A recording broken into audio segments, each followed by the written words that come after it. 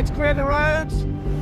You cannot have Mission Impossible without having a sequence in which Tom Cruise is running. To be able to shoot at Parliament and Westminster Bridge was really something. I'm going to be on this line the whole time. But that's good right there. Okay, go that. Okay, shooting! Slowly, please, thank you! Just stay ahead of him. Here we are, rolling. Here we go, we're set, and 3, 2, 1, action!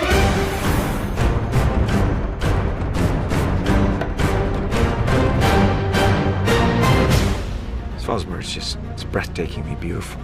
What an absolutely remarkable place to be able to film. It is a unique experience. If you want to shoot the ice cap, you're going when the temperatures are absolutely their most extreme. And of course, the Arctic hit us right in the face. You can't fake being in minus 40 degrees. Take your gloves off for a few seconds, your fingers start to freeze. Being in an environment like that adds to the suspense and the drama. I want to give audiences an experience of being there. It was a real privilege to do it. It looks amazing on the screen.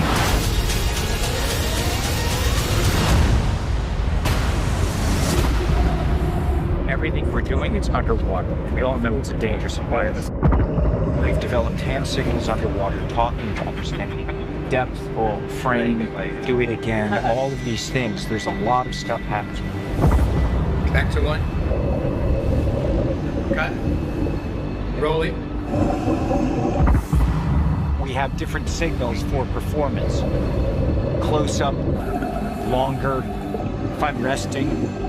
Once we got the hand signals, it made things a lot more efficient.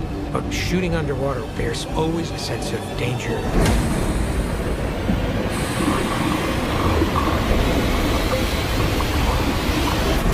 I'm looking straight down. Yeah. Look at this, it's an altar. Shooting in the mine, the scale of it is absolutely enormous. It is an incredibly practical location. It was taking everything we had learned from every other car chase and leveling it up. When we looked at the terrain, we recognized that this is going to require something more rugged, and we wanted to see Tom driving. And that's when we decided on Jeep. Okay, let's reset and do one more. You'll see we put it through its paces. The power in these Jeeps was just amazing. You guys ready? Go hard, go hard.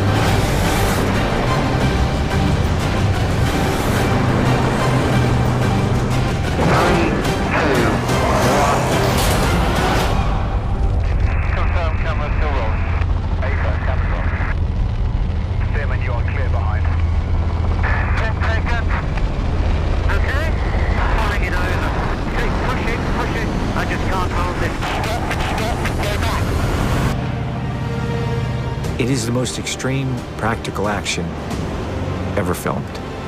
Tom and I are completely devoted to the biggest experience possible. And there is no bigger format than IMAX. What it brings to the story really is quite immersive. From a character's journey to the landscapes, every aspect is there on the screen. The philosophy of Mission Impossible is to transport an audience to a place they've never been, a place they may never be able to go. Seeing it on IMAX, it invests you in that world. This is cinema. This is the experience that is defining for an audience.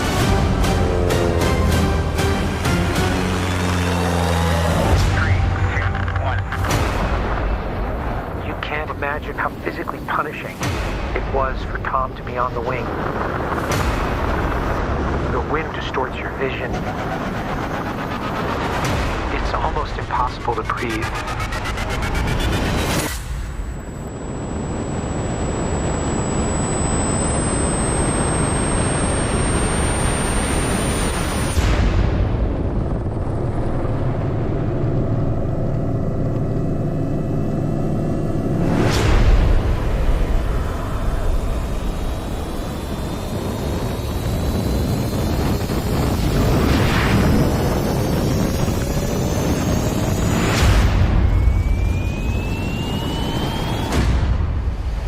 We're gonna go 10,000, but if we can get 12,000, we'll go 20 knots forward. What I'd like to do is accelerate the next jump, and I'd like to kind of do it as quickly as possible, the next one, and I'll build up to it, go faster, faster, faster, and put myself into a worst case scenario, and how fast does it take me to recover, which all of these cases are recoverable. Here, let's put this on, please. Let's check the frame again. Yeah. That's my hand position. Your hand position is good. There you go. You can even hold it a little lower there. Just know I'm going to be like this. Okay. My head I'll be like this. That's better. It gives you a lot more margin for error. Let's talk about safety. We do the same exit. I'll be in an accelerated spin. Really, what do we want to see in this frame? You want to see me falling. Yes. And then I throw it. It's like, oh, okay, let's do it, guys.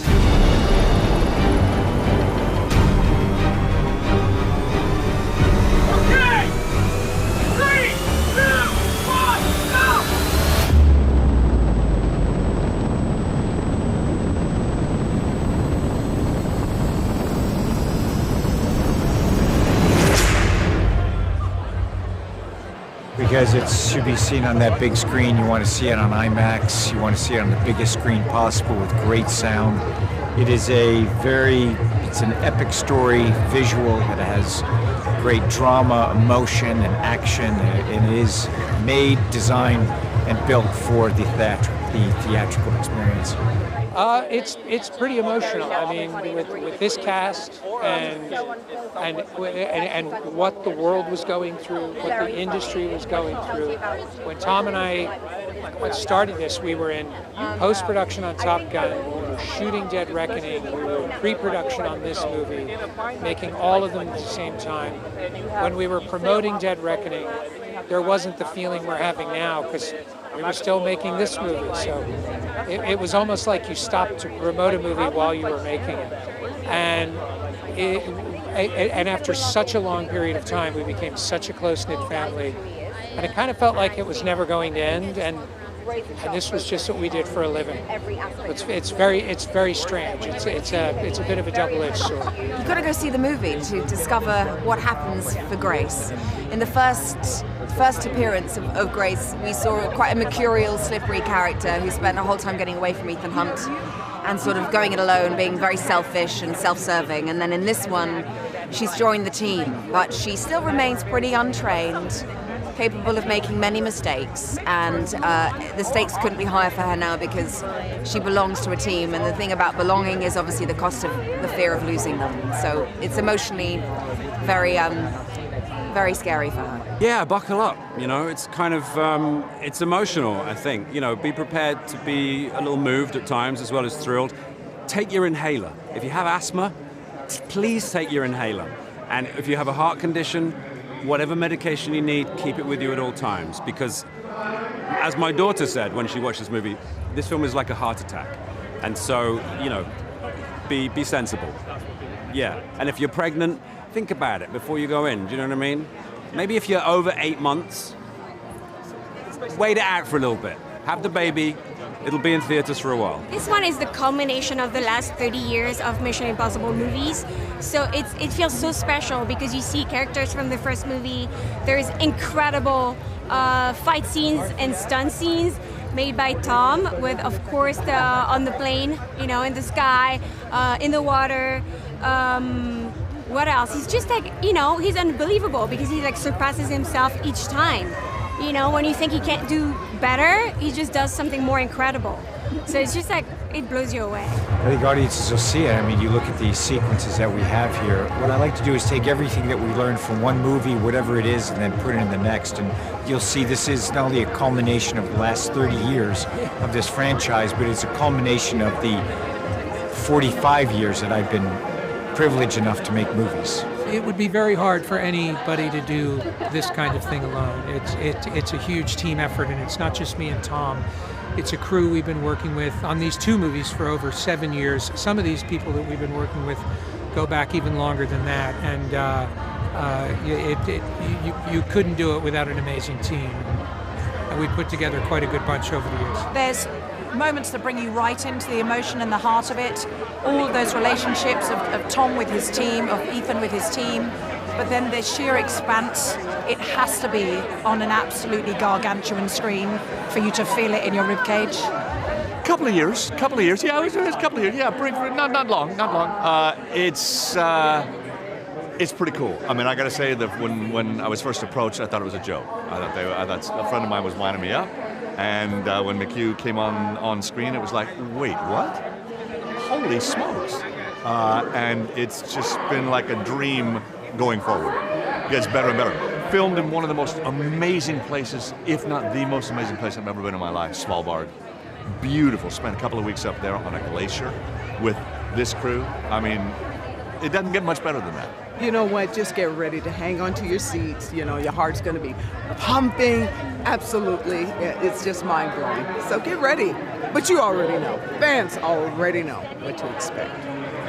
Yeah, it was a cool journey. You know, my character, Degas, he was questioning, you know, if Ethan was doing the right thing. And I think he was the only character in, you know, all 8 films to actually openly question, like, man, maybe Ethan is doing the right thing. So to see him stand on his own 2 feet and, you know, make the decision to join the team and help save the world, I was happy about that. Oh, I mean, she joins the team, so there is a new dynamic between her and the other characters. And, you know, I got to show a different size of the character and more, you know, more layers to it, so that was great. I'm lucky enough to work with great people, and one thing that's prevalent is you can always tell when a production is run with love and optimism and creativity, which this is one of those, where everybody is respected. There's sort of a tacit agreement. It's like a sports team, like, all right, we're all here. We've all been training for this our whole lives.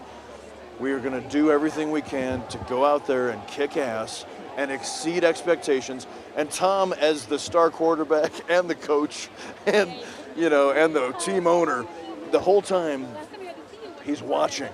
He and McHugh are scrutinizing the scene, the shots, the script, and they're always workshopping it. And I've never worked with anybody like that, where, you know, usually when you're dealing with these big budgets and these studio features, there's a lot of corporate fear of, like, okay, you can shoot the tank scene, but you only get 3 tanks and you only get 8 explosions. And Tom and McHugh will shoot their 8 explosions, and they're like, what if? And they always have the what if available, and that's what makes it so fun, and it retains such a childlike joy. A lot of the work that I did stunt-wise was in the Arctic, so working in minus 40 degrees with a sled dog team and their handlers, and it was phenomenal to be there. I'd never in a million years thought I'd find myself in the Arctic Circle. So like 500 miles south of the North Pole. At one point we were so far up, the northern lights were below us. You know, it's an honor for me. I love to see people do well. I love to see them take on challenges, and if there's anything I can do to help in any way, I want to do that. And that's really wonderful. And I love seeing them do that. I think it inspires back and forth, and my door is always open to help them, and I love to see them do really well and keep creating a great life. I think it's great, frankly, for one of the most unsung art forms in this industry, being stunt performers. There are a lot of very, very talented people that work on these movies. There are very few people that risk their lives every day while they're doing it, and are working to keep Tom Cruise safe while he's doing it. It's a real art form, and it's great to see it finally getting recognition. My brother, who's over there, when I rang him, he swore for quite a while. The Lady Bassett, right there. Fabulous woman. Yeah, my brother lost his mind. Because when you ring, I told Tom this, when you ring my brother's house, one of the films is always on in the background. So, other than Star Wars, I feel like he could die happy. Yeah, I mean, we're a pretty tight little group. And, you know, we spend a lot of time with each other when we're not shooting. It was great to have Rolf Saxon back in the film after 30 years, you know. And Lucy, who plays Topeza, who I think steals the movie. So yeah, it's a tight-knit group, and I'm going to be sad to say bye to them, you know. The positivity on set, for a start. You know, you walk in on my first day, it was just like, holy cow, and everybody's smiling. And on film sets, that's not always the way. This one, absolutely. And yeah, there's an excitement, there's a focus. People will wait. I mean, if things need fixing, they'll fix it. Let's stop. Let's do this again. Yeah, and it's very positive. It's not like, oh, come on. There's none of that. which for a work environment is fantastic. I love it, yeah. Well, it's about time. I mean, there are things like that and casting and, you know, that you're like, why is it 2025 and we're finally getting to stunts at the Oscars? I mean, McHugh and Tom, you know, we have lost, I lament that we have lost the swashbuckler in modern filmmaking, the audacity and experience and confidence with which they have achieved everything. We were shooting on Tom's 60th birthday in London, and they showed us the cut-together sequence of those biplanes. And we just looked at him and said, it's a good thing you're standing here, because I would not believe you were still alive after those stunts. The fact that he's still here to open the movie, they should invent new prizes for that. I mean, no one will ever come close to what he has done in these movies. Seeing it from my earlier films, seeing it from other people's perspective is always very interesting. So I do discover new things about it. You know, you make the movie, and believe me, when we're making the movie, we're spending, you know, it's the hours in the editing room, the mixing stages, the sound stages. I mean, everything on the making the movies. And then as time goes on, you go back and you do discover things about it. You know, when you see what Christopher McQuarrie has done in terms of wrapping all of these films into this film, hearing and seeing his perspective and hearing how he experienced those films and what they mean to him and how it informs this film, it's always very fascinating. We decided to do the most outrageous things, go to the most amazing places, and if you want to really feel like you were in those places with us, then you would want to see it on IMAX. There's certain locations like the Arctics that we went to, and the glaciers are like 10 times real. You actually, if you're watching it, you actually start getting cold. That's how good it looks on IMAX. Well, Tom was going to bat for me earlier than that. And, you know, when he and I met, I was quitting the movie business. And I was just swimming upstream. And I've always felt a little bit like an outsider. And Tom was like one of those people who could read my screenplays. I could talk to him about movies, and he understood the language I was speaking. And the support he's given me, the opportunities he's given me, the freedom he's given me to create on these movies. And what's great about Tom is he's a student as much as he is a teacher. You don't come onto these movies with him saying, here's how you make a Tom Cruise movie. He's saying, how do you want to do it? And with each one of these, I've tried to honor what diehard fans of the franchise love, which is it's a different director every time. It's how do we make this movie different? How do we keep expanding it? How do we keep it evolving? And I'm just really grateful for the people that understood what I was doing and let me do that. They came along for the ride, and I'm very, very grateful.